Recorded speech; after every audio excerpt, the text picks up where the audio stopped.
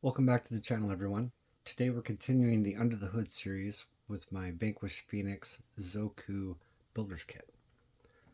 So I just started building this maybe 3 weeks ago.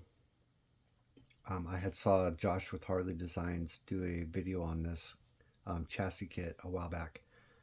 And so I went to ZOKU and looked it up, and it's pretty cool. They make a kit specifically for this body, for the Phoenix, and I think they offer others as well. But one thing that's really cool about it is that it reuses your same mounting points. So basically you use your same point in the front, and then it reuses the sliders that come with your Phoenix and then the rear bumper. So all your mounting points end up being the same. It hooks right up real well. It works great. So on this one, I'm running the Holmes Hobbies Revolver V3 Snubnose. It's a 2040 kV outrunner motor, and I've got it connected to the Quickrun WP 10 BL80 brushed or brushless ESC. Obviously, it's set up brushless at this point. And I got my notes with me today to help me stumble through this a little better, maybe. But I really like the outrunner motors. I like the sound of them, and they have really good torque. And this one's still a work in progress, so I'm still messing with gearing and things like that. If you noticed in the first video when I took it out to the lights that first time, and I had the F10 portal axles on it. And this last video that I released, I had switched it over to the straight axles. And so I'm just kind of playing with it. And I wanted a straight axle truck. Most of my trucks are portals. But I wanted to try a straight axle kit. And I really like this. It's a angled skid. And they come with really nice sliders. They remind me of the Rock Pirates. They're kind of a boat. Nice skid plate. They use really good quality materials in their kits, and it all went together really well. I really like it. So on this one, I'm running the Tekin T440 for the steering servo. It's a little higher torque servo than the T360, but it's a little bit slower. And obviously that, is dictated by the amps that you're putting through it, but just in general, the specs are a little slower on the T440 than the T360. On the shocks, these are the Vanquish Eibach shocks. They're in 90 millimeter. And I run 90 millimeter on most of my rigs. And this one, so it kind of takes me to a question that I got on the video I shared last time. Let me look at my notes here. It was Dave0723. He had asked a question about running 90 millimeter versus 80 millimeter. And again, I had to write a paragraph to answer his question, but mainly the thing you got to watch out for. So like when I'm setting these up, what I start out with is my initial height. So when the axle and the suspension's compressed, I want it to not quite hit the bottom of my steering link or my panhard link. This one is, in my opinion, it's a little too high at the moment, and I'm still working on that. So I'll probably end up dropping my mounting point down a little bit just to keep it off. And then I do the same thing in the back. I make sure that I've got good clearance and I'm not hitting anything. So I'm still playing with this one, still doing adjustments. But what he was asking was if he could run 90mm shocks on his VS410, and it looks like he's either got a Pro or an Ultra. I went and checked it out on his channel. And what I was telling him was when you increase the droop, you know, it starts having an impact on the length of your panhard mount on the 3-link and your steering length. And so when you get a lot of droop, a lot of times it'll get bump steer. And you'll notice that just like on a real car, like a Jeep or whatever. When this is at full droop, it wants to pull it a little towards the driver's side. So it's going to happen a little bit. It happens in real cars. It's going to happen in these. But what I try and do is just do minor adjustments to try and eliminate that as much as I can, and to where the suspension doesn't bind up. It should move really smoothly, and that's one way you can kind of tell if you've got these links set. And on the VS410, the steering link and the panhard length are the same. So it's a good starting point for you to kind of start at when you're setting it up, and then just start looking for clearance, and then start looking for that bump steer.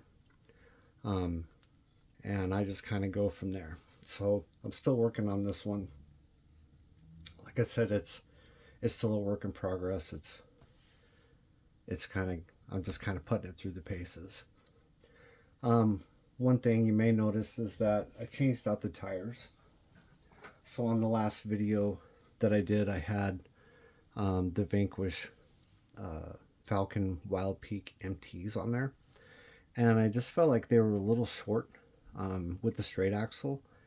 So I had watched Crawler Canyon. He had done a video on these tires. These are the G-Made 1905 MTs, and he really liked the tires, so I thought I would try them. They're a little taller. This is a 4.76 tire, and this one ends up coming around 4.6, so it's not a lot, but it's a little bit taller, and they're a little wider tire as well. So I thought I'd try these the next time I go out and see if that gives me just a little bit more clearance, and I'll just kind of go from there and keep going with it. So one thing on this, if you end up looking into the ZOKU chassis, they offer this in a carbon or an aluminum, and what you'll notice is that they use micro servos. And when I went to the hobby shop here in town, we were trying to decide if they were 100s or 99s, and they're 99s that comes on this. And so this one's for your dig, and this one here on the side is for your overdrive. And then one they included here, right here in the front, is for a micro winch, which I thought was pretty cool. And they've already got it, it's probably kind of hard to see, but they've already got it drilled out to where you can run your rope through, and it's all ready to go. So at the time that I went to the hobby shop, the 99s were out of stock nationwide, from what I heard. So if you find one at your local shops, you might want to pick it up. Sound like it might be first or second week of March before they came back in stock, at least for the reefs anyway. And that's what my local shop carries, is reefs. It's probably an AGRC on Amazon I could use. I just since I'm new to this, and this chassis at least, and I haven't set it up before, I kind of want to go with what I know works. So that's why I'm kind of holding out for those.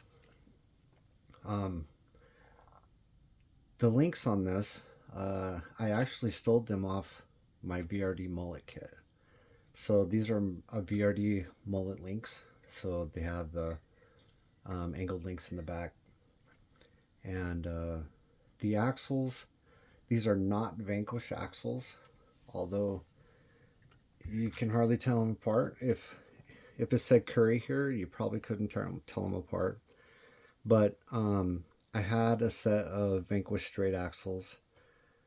So what I did was I did a little bit of an experiment to see, and I swapped all the internals, bearings, gears, and axle shafts from the Vanquish F10 straight axles straight into these, and everything fit perfect.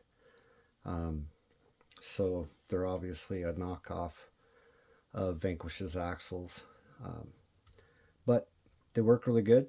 They have good look to them, and I didn't want to invest a lot of money into straight axles until I decided whether I would like them on the kit or not. So yeah, but the only other thing I would say on this one is that I ended up going with the MIP drive shafts. And the reason being is one thing I've noticed about this: if you look at the angle of how the transmission is sitting, you'll notice it's kind of tilted down in the front. So when they built this, it's canted forward, so it puts a pretty sharp angle at the back side right here where this drive shaft comes out. So I went with the MIPs because I knew they could kind of handle that more of an extreme angle. And it's not as bad when it's compressed, but when it hits that full droop, it gets at a pretty severe angle.